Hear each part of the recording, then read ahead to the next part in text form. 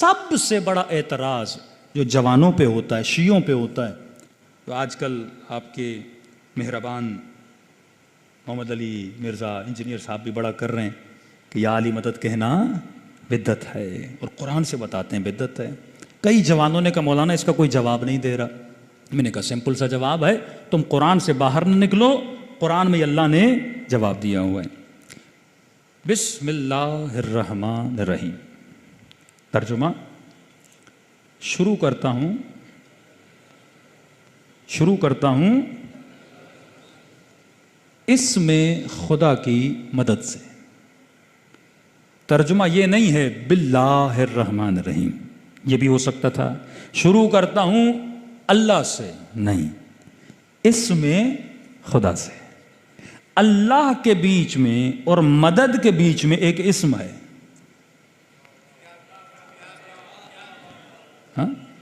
جو یہ کہتے ہیں نا ڈائریکٹ اللہ سے مدد مانگنی چاہیے، آگے خدا خود جواب دے گا۔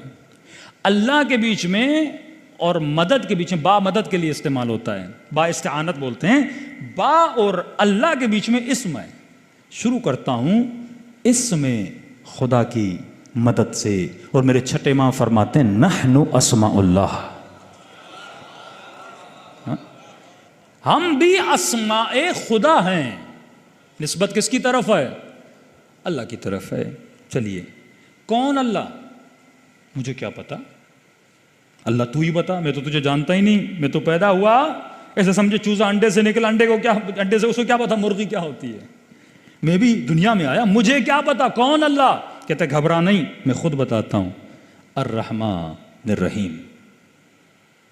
میری دو صفات ہیں، ایک صفت ہے کہ میں رحمان ہوں، ایک صفت ہے کہ میں رحیم ہوں۔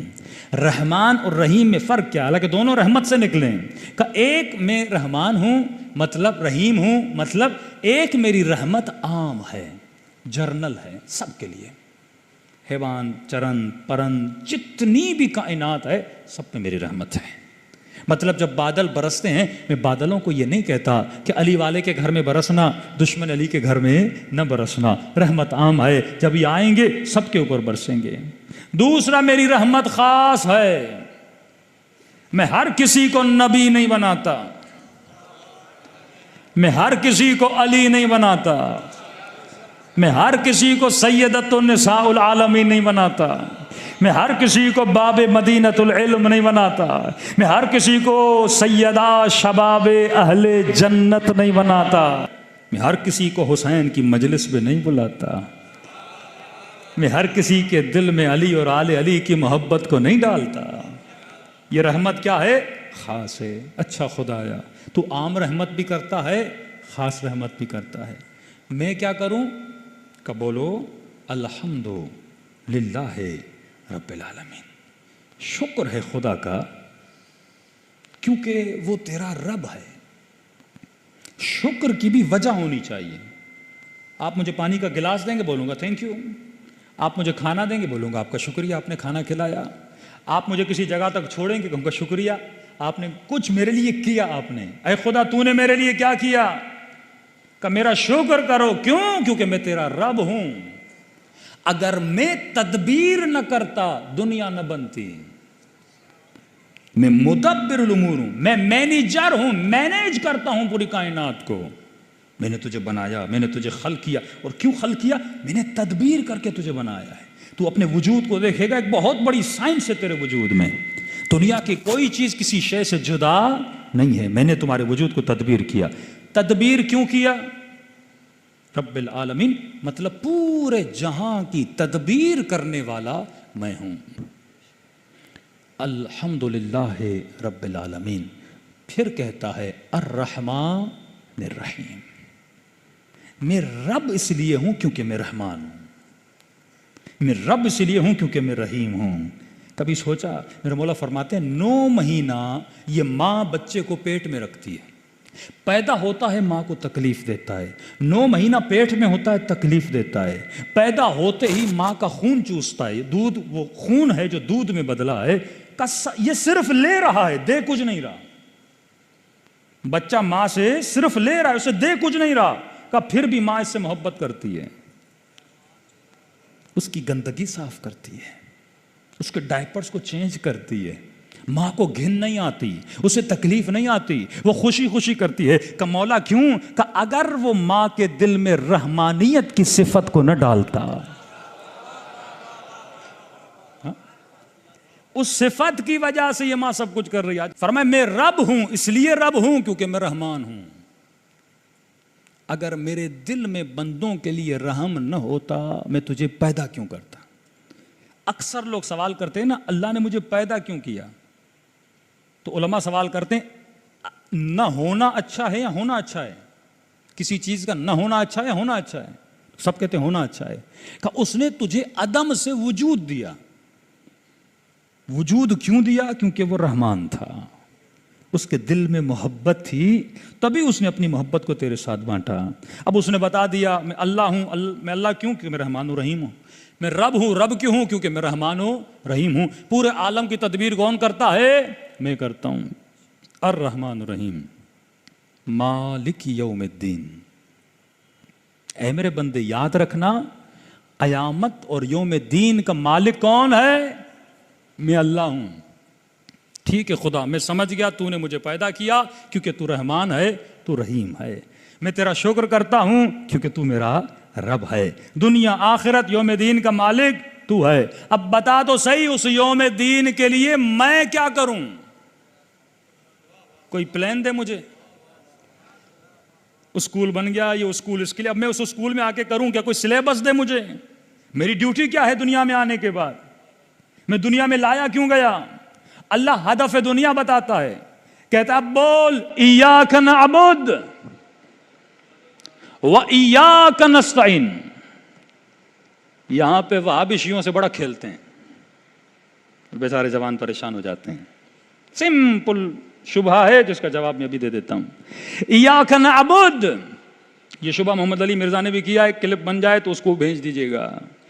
ایاک نعبد و ایاک نستعین، ترجمہ تیری ہی عبادت کرتا ہوں، تجھ ہی سے مدد مانگتا ہوں۔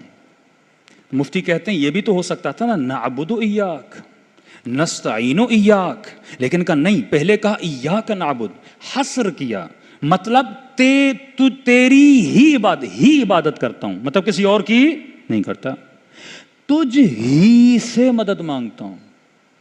تو کہتے ہیں مطلب میں کسی اور سے مدد نہیں مانگتا، پھر تو یا علی مدد کیوں کہتا ہے؟ اب ان کا سارا فوکس علی پر ہے، سارا فوکس کس پر ہے؟ مولا علی پر ہے۔ اچھا ٹھیک ہے، چند لمحوں کے لیے ہم اس تفسیر کو، اس ترجمے کو جس طرح ہے اسی طرح مانتے ہیں۔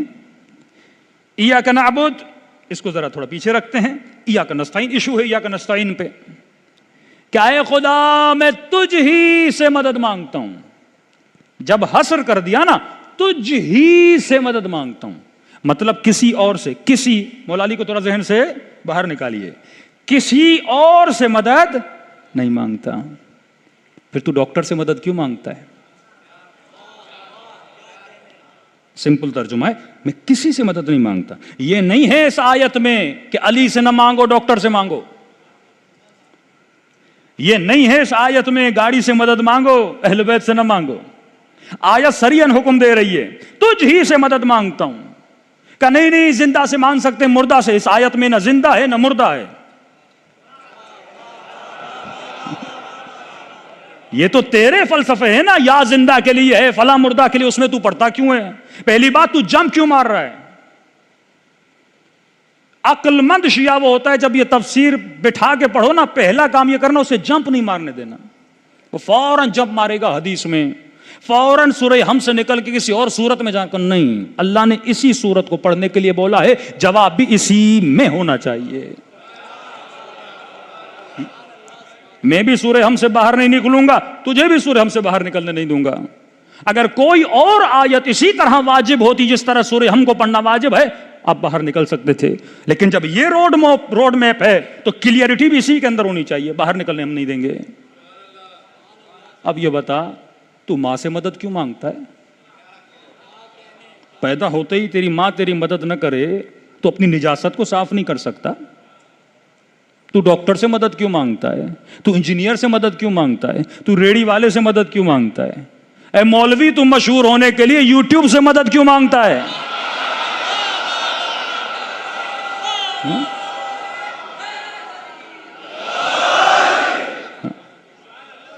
تو کوئی پوچھے محمد علی مرزا سے، جب ایاک نستعین میں کسی سے مدد نہیں مانگتا، پھر یہ بٹن کیا ہے آپ دکھاتے ہو، یہ سلور ملا، یہ گولڈن ملا؟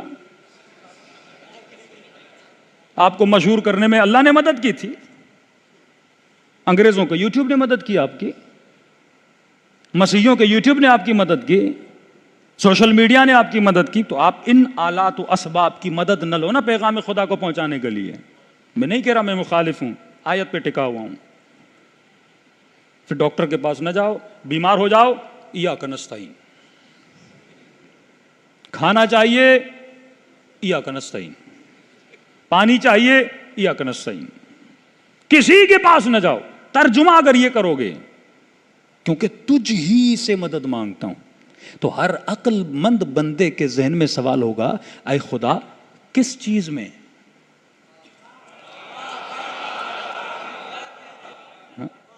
کس چیز میں؟ یہ تو ممکن نہیں ہے کہ میں ہر شے میں تجھ سے مدد مانگوں۔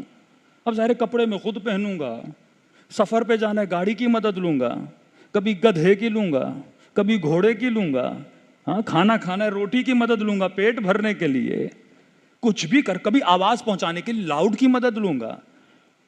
کس چیز میں تجھ ہی سے مدد مانگتا ہوں؟ اللہ کی آواز آئے گی، عقل نہیں ہے؟ پہلا جملہ نہیں پڑھا تم نے؟ ایاک نعبد، تیری ہی عبادت کرتا ہوں۔ واہ، یہ ایاک نعبد ایاک نستعین کے بیچ میں کیا ہے؟ واو ہے، واو عاطفہ، جو اگلے جملے کو پچھلے جملے کے ساتھ ملاتا ہے۔ اے خدا تیری ہی عبادت کرتا ہوں اور تیری عبادت میں تجھ ہی سے مدد مانگتا ہوں۔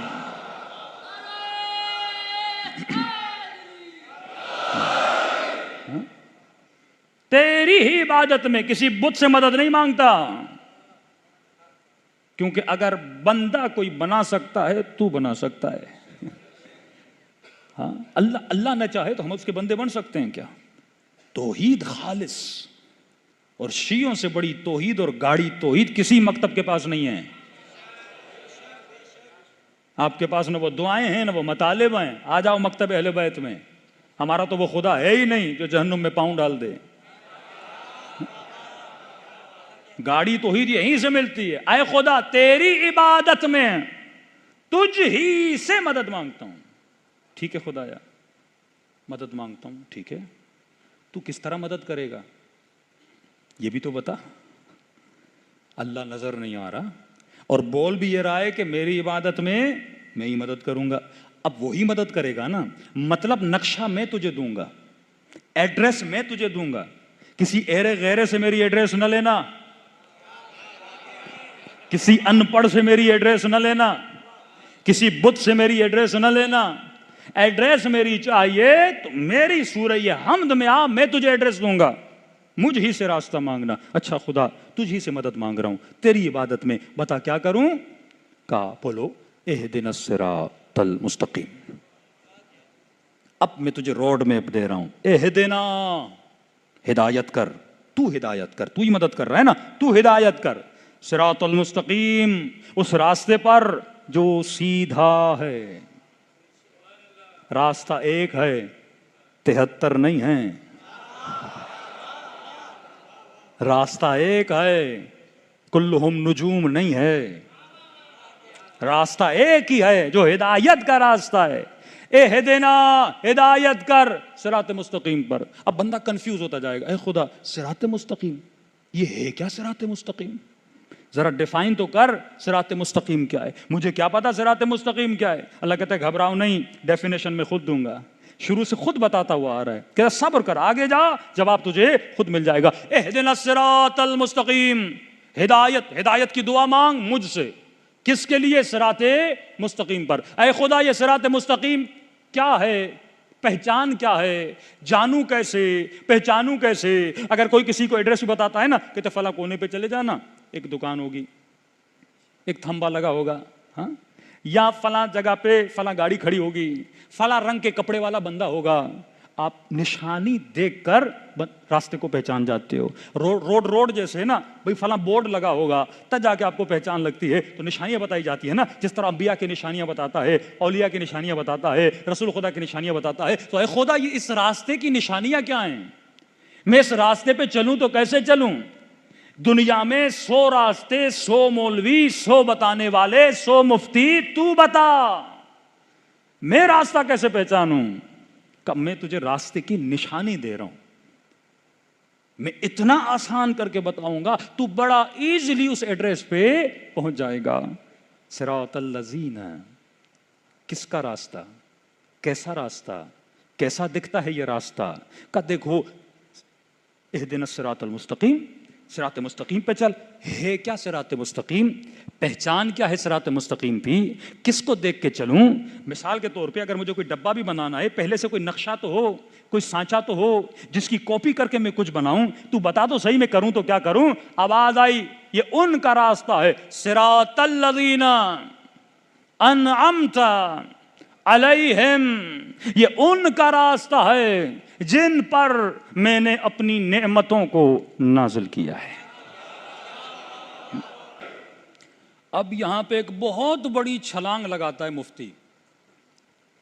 آپ نے ٹانگوں کو پکڑ لینا ہے, بھاگنے نہیں دینا. اس نے فوراً جمعے کا خطبہ دے گا, کہے گا صراط مستقیم پہ چلو. کن کا راستہ ہے؟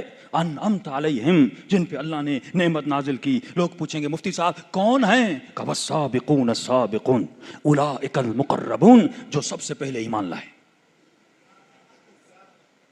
بدر والے, احد والے, میٹھے میٹھے, پیارے پیارے,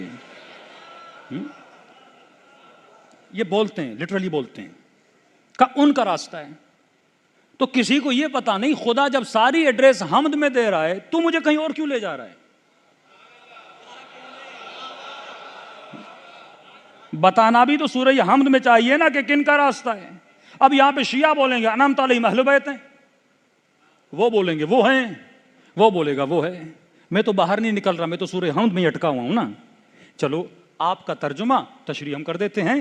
انعمت علیہم کن کا راستہ, ترجمہ کرتے ہیں نا, سمپل سا ترجمہ. کسی بھی اہل سنت شیعہ کسی بھی قرآن اٹھا لیں, ترجمہ یہی ہے, صراط الذین انعمت علیہم. اور اتنے چالاک ہیں, بریکٹ میں لکھ دیتے ہیں, مطلب اللہ کو بتانے نہیں دیتے, خود پہلے بتاتے ہیں ان کا راستہ. بھائی بریکٹ مارنے کی کیا ضرورت ہے؟ ہم خود ہی سمجھیں گے نا. انعمت علیہم, جن پہ اللہ نے اپنی نعمتوں کو نازل کیا. اب مفتی کہتا ہے وہ جو پہلے ایمان لائے اللہ نعمت نازل کی, جو پہلے شہید ہوئے اللہ نے نعمت نازل کی. ہم نے آج تک انکار نہیں کیا کہ جنہوں نے پہلے اسلام لایا ان پہ نعمت نہیں تھی. لیکن تو یہ بتا, ایک مکھی پر اللہ کی نعمت ہے کہ نہیں؟ اب جب یہ بول دیا نا کہ جن پر میں نے اپنی نعمتیں نازل کی, اب ان سب کو جمع کر جن پہ اللہ نے نعمتیں نازل کی ہیں. دنیا کا وہ کون سا وجود ہے جس پہ اللہ نے نعمت نازل نہیں کی؟ آپ بتاؤ تو صحیح. ایک کبوتر پہ بھی اللہ کی نعمت ہے, زمین پر بھی اللہ کی نعمت ہے, سارے مسلمانوں پر اللہ کی نعمت ہے. تو کیا میں سب کے راستے پہ چلوں؟ بھائی زرداری پہ اللہ کی نعمت ہے کہ نہیں؟ ہے کہ نہیں؟ آپ کی حکم نعمت تو ہے نا, اللہ نے جان دی, وہ سانسیں لے رہے ہیں, کھا رہے ہیں, پی رہے ہیں, یہ نعمت خدا ہے.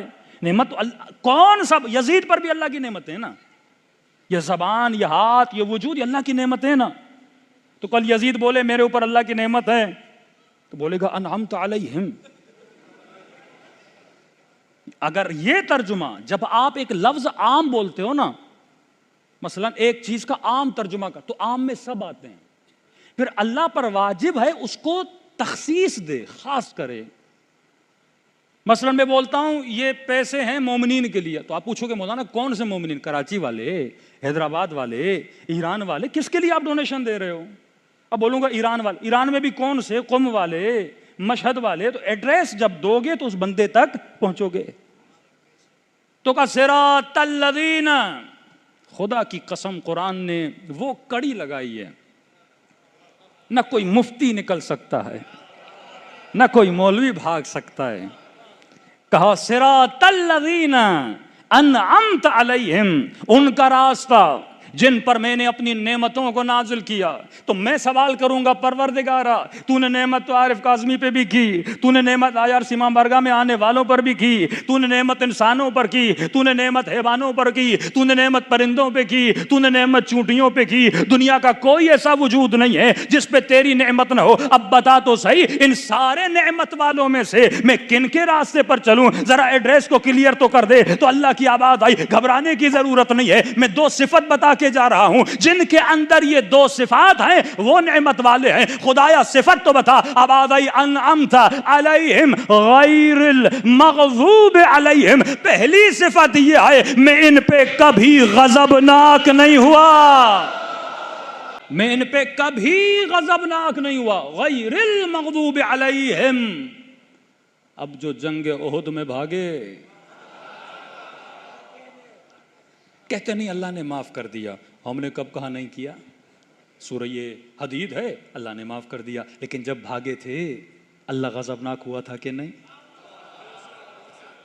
مطلب جس نے زندگی میں ایک دن بھی ایسا گزارا ہو جس میں مخالفت خدا ہو، اس ایک دن میں اللہ غضبناک تھا کہ نہیں تھا؟ اب کوئی ایسا ڈھونڈو جو زندگی میں کبھی غضبناک نہ رہا ہو۔ پھر بھی اللہ نے کہا شاید مفتی کے لیے گنجائش رہ جائے، بول دے میں نے معاف کر دیا، اللہ نے معاف کر دیا، یہ کر دیا۔ کہ دو صفت بتا رہا ہوں، پہلی صفت یہ ہے غیر المغضوب علیہم، یہ وہ ہیں جن پہ میں کبھی غضبناک نہیں ہوا، اور یہ وہ ہیں ولا الضالین، اور وہ بھی کبھی گمراہ نہیں رہے۔ جو 40 سال بت پرستی کرتے رہے وہ انعمت علیہم نہیں ہو سکتے۔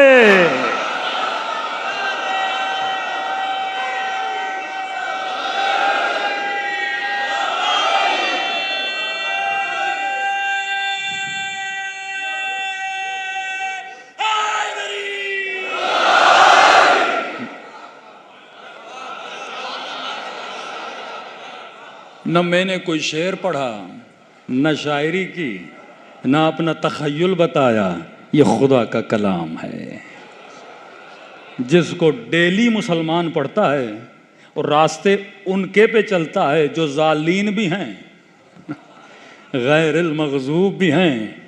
اب کہا کہ اگر کوئی غصے میں آئے تو اس کے غصے کا پتہ کیسے چلتا ہے؟ چہرے سے۔ چہرہ سرخ ہو جائے بندہ غصے میں، چہرہ پیلا ہو جائے بندہ غصے میں۔ اللہ تو جسم نہیں رکھتا، مجھے کیسے پتا چلے وہ کن پہ غضبناک ہوا؟ اے خدا تیرا چہرہ مجھے نظر نہیں آتا، مجھے کیسے پتا چلے؟ آواز آئی فاطمہ تو بضعۃ منی، فاطمہ میرے جگر کا ٹکڑا ہے، جس پہ یہ غضبناک ہو اس پہ میں غضبناک ہوتا ہوں۔